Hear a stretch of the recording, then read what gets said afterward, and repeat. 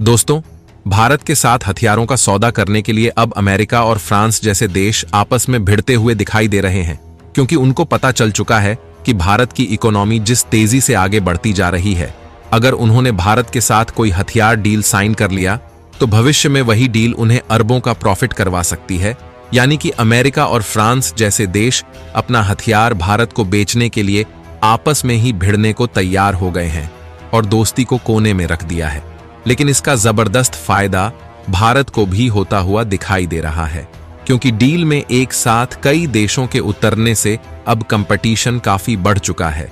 यानी कि भारत फ्रांस और अमेरिका से मोलभाव करने की स्थिति में पहुंच गया है।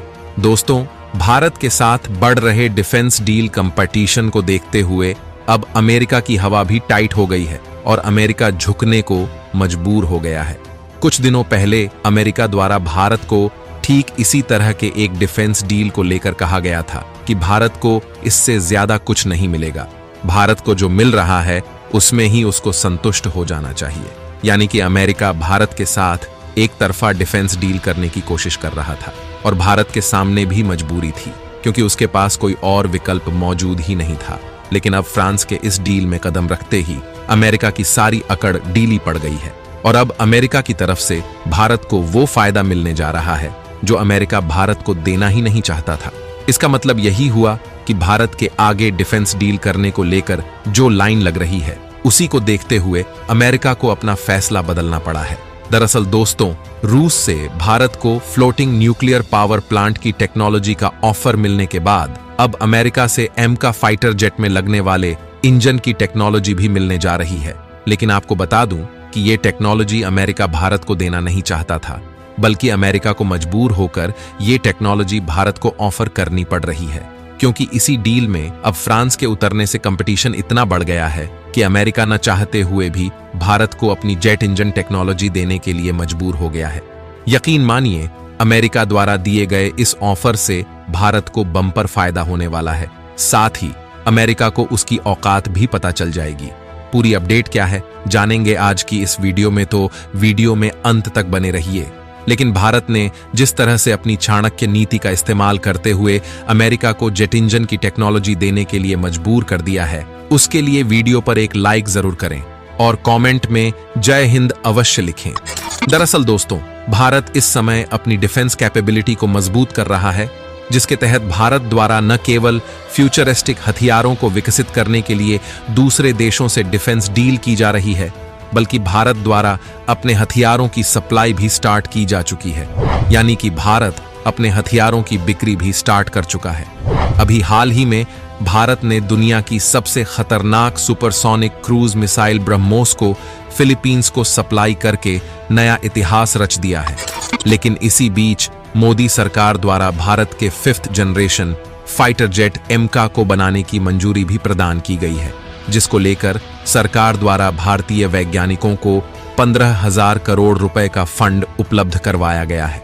इस प्रोजेक्ट पर भारत का HAL यानी कि हिंदुस्तान एरोनॉटिक्स लिमिटेड काम कर रहा है, जिसके तहत सैकड़ों की संख्या में एमका फाइटर जेट को मैन्युफैक्चर किया जाएगा।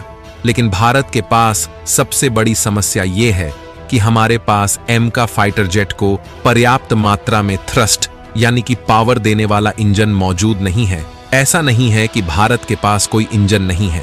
भारत द्वारा फिलहाल के लिए जो इंजन डेवलप किया गया है, यानी कि कावेरी इंजन, वो केवल 60 से 70 किलो न्यूटन की पावर दे सकता है। यानी कि इस इंजन का इस्तेमाल घातक जैसे ड्रोन में तो किया जा सकता है, लेकिन एमका फाइटर जेट के लिए कम से कम 120 किलो न्यूटन का पावर देने वाले इंजन की आवश्यकता है। और इसी चीज को ध्यान में रखते हुए भारत द्वारा अमेरिका और फ्रांस से संपर्क किया गया था, क्योंकि इन दोनों देशों की जेट इंजन टेक्नोलॉजी दुनिया में सबसे बेस्ट मानी जाती है। सबसे पहले भारत ने जेट इंजन प्राप्त करने के लिए अमेरिका से संपर्क किया था और भारत द्वारा शर्त रखी गई थी कि अमेरिका द्वारा हमें जेट इंजन के साथ साथ उसकी टेक्नोलॉजी भी दी जाए, यानी कि जेट इंजन टेक्नोलॉजी ट्रांसफर सहित भारत आए। लेकिन उस समय अमेरिका ने घमंड दिखाते हुए भारत को अपनी जेट इंजन टेक्नोलॉजी देने से मना कर दिया था।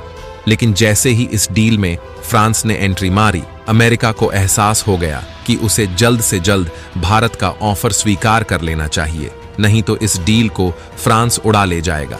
यानी कि अब अपना जेट इंजन भारत को बेचने के लिए अमेरिका और फ्रांस एक दूसरे से लड़ने लगे हैं और अमेरिका द्वारा भारत को बम्पर ऑफर दिया गया है, जिसे सुनने के बाद आपको भी भारत की कूटनीति पर गर्व होगा।